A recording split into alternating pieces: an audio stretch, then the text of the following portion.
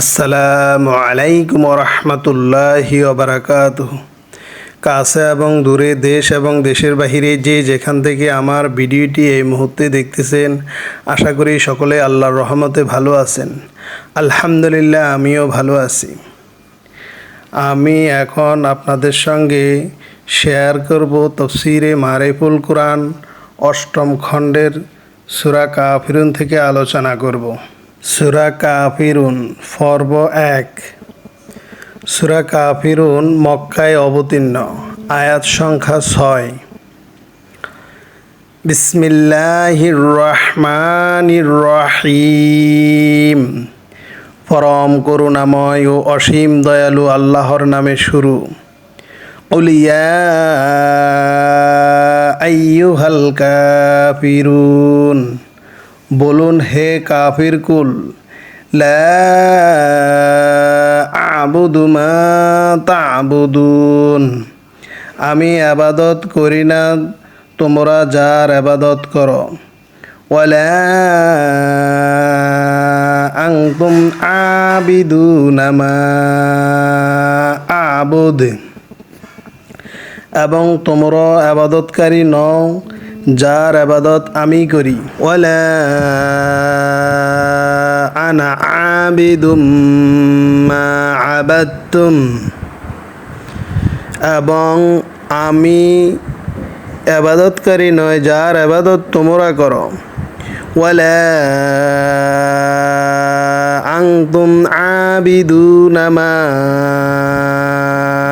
আবুদ, তোমরা আবাদতকারী নও যার আবাদত আমি করি।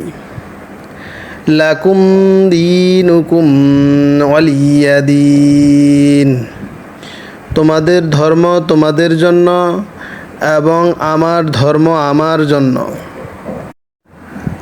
তাফসীরের সারসংক্ষেপ। আপনি কাফিরদেরকে বলে দিন, হে কাফির কুল, তোমাদের ও আমার তরিকা এক হতে পারে না। বর্তমানে আমি তোমাদের উপাস্যদের ইবাদত করি না এবং তোমরা আমার উপাস্যের ইবাদত করো না। ভবিষ্যতেও আমি তোমাদের উপাস্যদের ইবাদত করব না এবং তোমরাও আমার উপাস্যের ইবাদত করবে না। উদ্দেশ্য এই যে আমি একত্ববাদে বিশ্বাসী হয়ে শিরক করতে পারি না, এখনও না এবং ভবিষ্যতেও না। পক্ষান্তরে তোমরা মুশরিক হয়ে একত্ববাদী সাব্যস্ত হতে পারো না, এখনও না ভবিষ্যতেও না।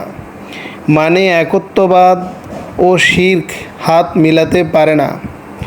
তোমরা তোমাদের প্রতিদান পাবে এবং আমি আমার প্রতিদান পাব। এতে তাদের শিরকের কারণে শাস্তির খবর শোনানো হলো। আনুষঙ্গিক জ্ঞাতব্য বিষয়। সূরার ফজিলত ও বৈশিষ্ট্য। হযরত আয়েশা রাদিয়াল্লাহু তাআলা আনহা এর বর্ণিত রিওয়ায়াতে রাসূলুল্লাহ সাল্লাল্লাহু আলাইহি সাল্লাম বলেন, ফজরের সুন্নত নামাজে পাঠ করার জন্য দুইটি সূরা উত্তম, সূরা কাফিরুন ও সূরা ইখলাস। মাঝারি। তাফসীরে ইবনে কাসিরে কয়েকজন সাহাবী থেকে বর্ণিত আছে যে তারা রাসূলুল্লাহ সাল্লাল্লাহু আলাইহি সাল্লামকে ফজরের সুন্নত এবং মাগরিবের পরবর্তী সুন্নতে এই দুইটি সূরা অধিক পরিমাণে পাঠ করতে শুনেছেন। জৈনেক সাহাবী রাসূলুল্লাহ সাল্লাল্লাহু আলাইহি সাল্লামের কাছে আরজ করলেন, আমাকে নিদ্রার পূর্বে পাঠ করার জন্য কোনো দোয়া বলে দিন। তিনি সূরা কাফিরুন পাঠ করতে আদেশ দিলেন এবং বললেন, এটা শিরক থেকে মুক্তিপত্র। হযরত জুবাইর ইবনে মুতঈম রাদিয়াল্লাহু তাআলা আনহু বলেন, একবার রাসূলুল্লাহ সাল্লাল্লাহু আলাইহি সাল্লাম আমাকে বললেন, তুমি কি চাও যে সফরে গেলে সঙ্গীদের চেয়ে অধিক সুখে স্বচ্ছন্দে থাকো এবং তোমার আসবাবপত্র বেশি হয়? আমি জবাব দিলাম, ইয়া রাসূলুল্লাহ সাল্লাল্লাহু আলাইহি সাল্লাম, আমি অবশ্যই এরূপ চাই। তিনি বললেন, কোরআনের শেষ দিককার 5টি সূরা, সূরা কাফিরুন, সূরা নসর, ইখলাস, ফালাক ও নাস পাঠ করো এবং প্রত্যেক সূরা বিসমিল্লাহ বলে শুরু করো ও বিসমিল্লাহ বলে শেষ করো। হযরত জুবাইর রাদিয়াল্লাহু তাআলা আনহু বলেন, ইতিপূর্বে আমার অবস্থা ছিল এই যে সফরে আমার ফাথেও কম এবং সঙ্গীদের তুলনায় আমি দুর্দশাগ্রস্ত হতাম, কিন্তু যখন রাসূলুল্লাহ সাল্লাল্লাহু আলাইহি সাল্লামের এই শিক্ষা অনুসরণ করলাম তখন থেকে আমি সফরে সর্বাধিক স্বাচ্ছন্দ্যশীল হয়ে থাকি। হযরত আলী রাদিয়াল্লাহু তাআলা আনহু বর্ণনা করেন, একবার রাসূলুল্লাহ সাল্লাল্লাহু আলাইহি সাল্লামকে বিচ্ছু দংশন করলে তিনি পানির সাথে লবণ মিশ্রিত করলেন এবং সূরা কাফিরুন, সূরা ফালাক ও সূরা নাস পাঠ করতে করতে ক্ষতস্থানে পানি লাগালেন। মাঝারি শানে নজুল। হযরত ইবনে আব্বাস রাদিয়াল্লাহু তাআলা আনহু বর্ণনা করেন, ওলীদ ইবনে মুগিরা, আস ইবনে ওয়াইল, আসওয়াদ ইবনে আব্দুল মুত্তালিব ও উমাই ইবনে খলফ একবার রাসূলুল্লাহ সাল্লাল্লাহু আলাইহি সাল্লামের কাছে এসে বলল, আসুন আমরা পরস্পরে এই শান্তি চুক্তি করি যে 1 বছর আপনি আমাদের উপাস্যদের ইবাদত করবেন এবং 1 বছর আমরা আপনার উপাস্যের ইবাদত করব। কুরতুবী।